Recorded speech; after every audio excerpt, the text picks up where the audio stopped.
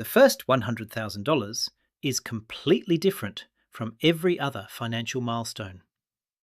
Not because of mindset, and definitely not because of manifestation. It is different because of cold, hard, compound math. You have probably heard the famous quote from billionaire Charlie Munger saying, "The first 100K is a nightmare, but you have to do it." But nobody actually sits down and explains the exact mechanics of why it is so difficult, or what physically happens to your money the day after you achieve it. Today, we are stripping away the psychological fluff and looking purely at the mathematics of wealth building. I am going to show you exactly why your financial trajectory permanently alters its course the moment you cross six figures in invested assets. When you start investing from absolute zero, you are entirely reliant on your own human capital. Every single dollar sitting in your brokerage account is a dollar you had to trade your time, sweat, and energy to acquire. I call this period the accumulation slog. And before we get into the brutal math of that slog, I will ask that if you find this kind of deep dive helpful, hitting the subscribe button is the best return on investment for your time. During this slog, the math actually works against your psychology. You can save diligently for 3 years, invest it in a broad index fund, and get a fantastic 10% return. But if you only have $10,000 invested, that return only yields $1,000. Your hard-earned money generated the equivalent of a few days' wages at a normal job. It feels pointless. But once you hit 100,000, a physical phenomenon occurs. You cross a threshold where the power of your capital begins to rival your labor. To understand why it feels so pointless in the beginning, we have to look at our first named mathematical principle of the day. I call it the Munger Threshold. Let us run the actual historical data to see why getting to that first 6 figures takes so incredibly long. We will use conservative numbers based on established historical averages. The stock market historically returns about 10% before inflation, or roughly 7 to 8% adjusted for inflation. To keep our model grounded, we are going to use an 8% annualized return compounding every year. Now, assume you are an average earner who manages to save and invest $10,000 a year. That is roughly $833 a month. If you start at zero, how long does it take to reach your first $100,000? The answer is 7.84 years. Nearly 8 solid years of grinding.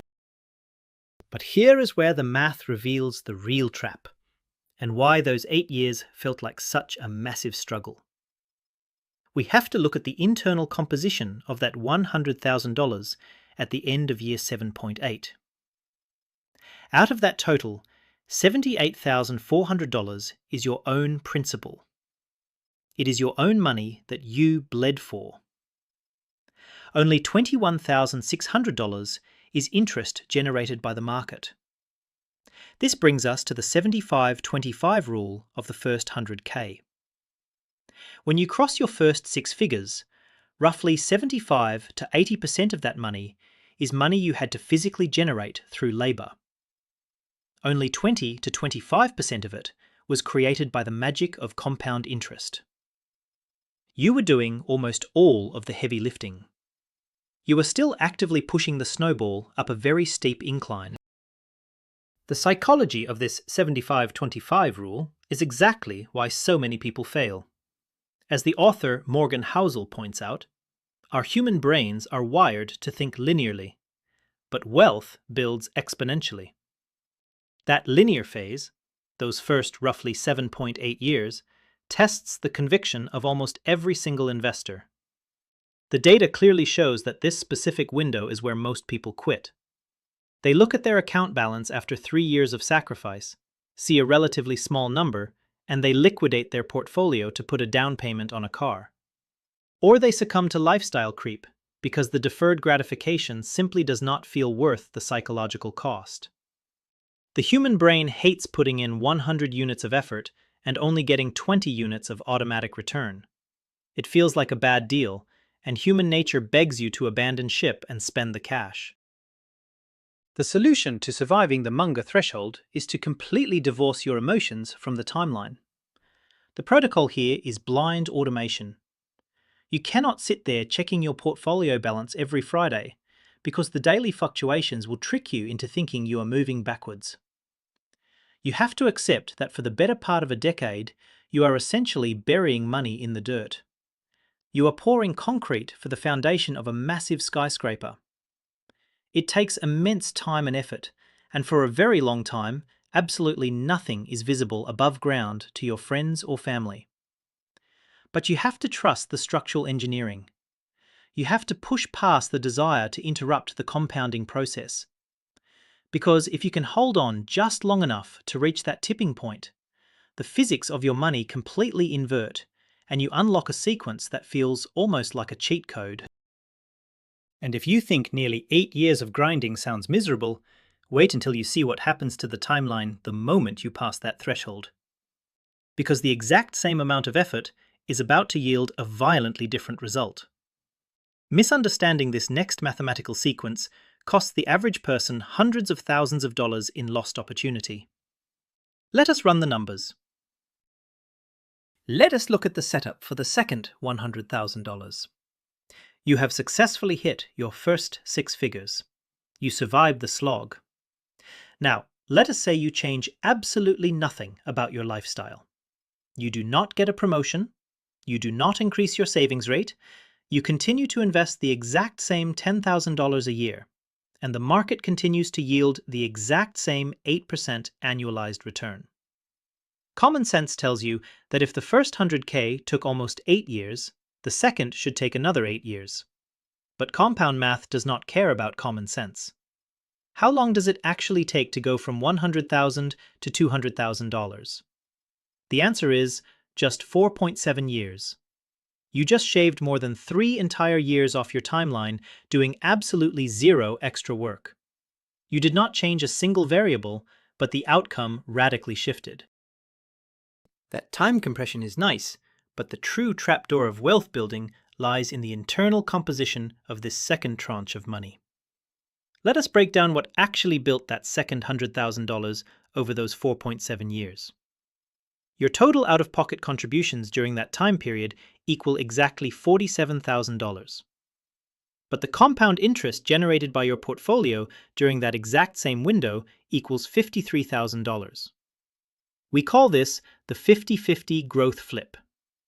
During the creation of your second $100,000, your money actually worked harder than you did. This flip fundamentally changes your psychological relationship with money. For the very first time in your entire life, your capital contributed more to your net worth than your actual physical labor did. $53,000 from the market versus $47,000 from your sweat. You have essentially hired a highly competent full-time employee who works 24 hours a day, 7 days a week. This employee never sleeps, never complains, and if you are using a tax-advantaged account like a Roth IRA, they never even pay taxes. They just funnel all of their wages directly into your digital bank account. This is the exact moment Charlie Munger was talking about. The first 100K is a nightmare because you are the one building it. Every subsequent 100K is easier because the first 100K is now building it for you. You have transferred the burden of labor from your back to your portfolio. The protocol at this stage is all about systemizing the machine.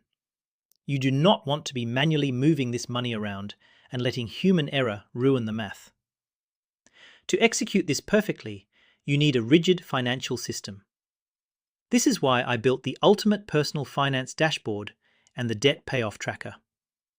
These are the exact digital templates and mathematical tracking spreadsheets I use to automate my own wealth building and ensure I never interrupt the compounding process. You can find the link to grab those official Tom Talks Money templates right down in the description. Once you have a dashboard tracking your exact savings rate and compounding timeline, you remove all the guesswork. You just feed the machine. Once you have systemized the 50-50 growth flip, you can effectively forecast the entire rest of your financial life. This introduces our next major concept, which is the velocity of wealth principle. As your portfolio grows, the time it takes to reach each subsequent milestone compresses even further. That snowball is now rolling downhill. The common myth is that becoming a millionaire is a steady, linear climb, a ladder with evenly spaced rungs. But when we map out the actual road to $1 million, using our baseline of $10,000 a year at an 8% return, the shape of the curve is staggering. Let us look at the hard numbers. 0 to 100k took 7.8 years. 100 to 200 took 4.7. By the time you go from 400k to 500k, it only takes 2.3 years. And moving from 900k to $1 million takes a mere 1.2 years. The total time to reach $1 million in this scenario is 28.7 years. But remember, the first 100,000 took 7.8 years. This means that, mathematically, 27% of your total time on the journey to millionaire status is spent just getting the very first 10% of the money. Let that sit in your mind for a second. The hidden cost of not understanding this velocity curve is a pervasive feeling of being behind. People look at social media and see a skewed reality. But if we look at real data from the Federal Reserve Survey of Consumer Finances, the median retirement account balance for someone under 35 is just under $19,000. For ages 35 to 44, it is $45,000. The median American does not cross the $100,000 threshold until they are nearly 50 years old. So if you are fighting through those first 7 years in your 20s or 30s, and you feel like you are failing because you only have 50 grand, you are suffering from a psychological illusion. You are actually aiming for the top 10 to 20% of net worth for your entire age group. You only feel behind because you are comparing a linear start to an exponential finish. The solution to this psychological illusion is pure patience and perspective. When you are at the bottom of the curve, you have to find comfort in the math. Your job is not to outsmart Wall Street or find the next massive tech stock before it explodes. Your job is to simply survive the longest, slowest part of the velocity curve without doing something catastrophic to your portfolio. You are laying the base layers of a pyramid. It requires massive volume and feels completely unrewarding. But those base layers are the only thing that allows the top of the pyramid to reach the sky so quickly. Ignore the noise, ignore your neighbors, and just keep building the base. But here is where things get truly wild. Everything we just discussed assumes you keep investing. But what if you just stopped completely? What if you hit that first milestone, got completely burned out, and decided to never invest another single dime for the rest of your life? The math on what happens next is arguably the most important concept in this entire video. This brings us to a concept widely known in financial independence circles as coast fire, which we will calculate using the Autopilot Rule. The common belief is that you must ruthlessly save 10 to 20% of your income every single month, from the day you get your first job until the day they hand you a gold watch at age 65. If you miss a few years, the myth says you will be eating cat food in retirement. But the math tells a vastly different story once you cross the Munger Threshold. The Autopilot Rule proves that early effort drastically outweighs sustained effort over the long run. Let us run the trap. Assume you hustle relentlessly and hit $100,000 by age 30. The day you hit it, you stop contributing entirely. Your savings rate drops to 0. You just let that 100,000 sit in a broad index fund, growing at the historical average of 8% until you hit the standard retirement age of 65. Using the rule of 72, your money will double roughly every 9 years. So, at age 39, you have 200,000. At 48, you have $400,000. By age 57, you have $800,000. And by age 65, with zero additional effort, you have mathematically guaranteed yourself a portfolio of $1.47 million. You completely stepped off the gas pedal at 30, and you still crossed the finish line. The psychological twist here is profound. By simply achieving $100,000 early and never lifting a finger again, the overarching terror of surviving old age completely evaporates. Hitting this milestone shifts your entire relationship with your career. You move from a state of scarcity to a state of absolute abundance. You realize you only have to work to cover your current daily living expenses because your future self is already fully funded. This allows you to take massive, calculated risks. You can negotiate harder for a raise, switch to a more fulfilling, lower-paying job, or start a business. The irony is that by securing this baseline and lowering your financial stress, you gain the exact psychological freedom needed to excel in your career and accelerate your wealth even faster.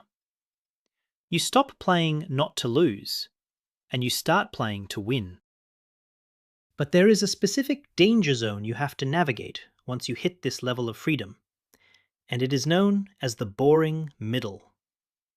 You crossed the threshold, the math is working, but you are still a decade away from being able to actually retire.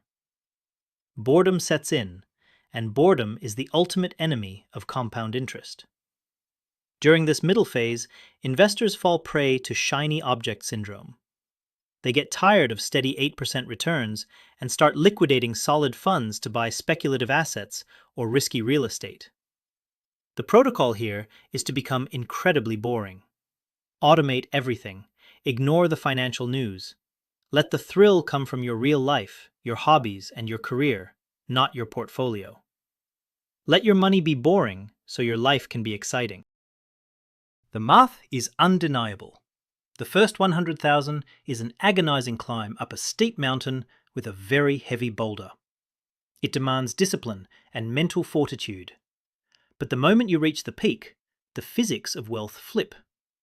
Your money transitions from being a stagnant pool of savings into a dynamic, self-replicating engine.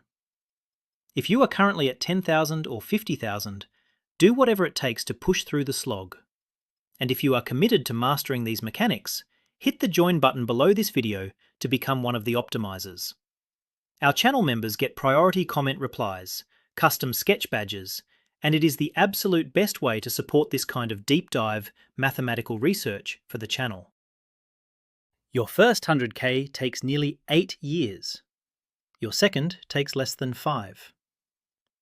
By the time you are nearing $1 million, a brand new $100,000 is generating itself every 14 months. That is why everything changes. Now, I want to hear from you. Drop down into the comments and let me know where you are on this curve. Consider it a peer review or data gathering for the community. But what happens when that snowball gets too big? What happens when a single day in the market makes or loses you more than your entire annual salary? In the next episode of our series, we are breaking down the absolute chaos of the next major threshold. Make sure you are subscribed so you do not miss why everything changes after $1 million.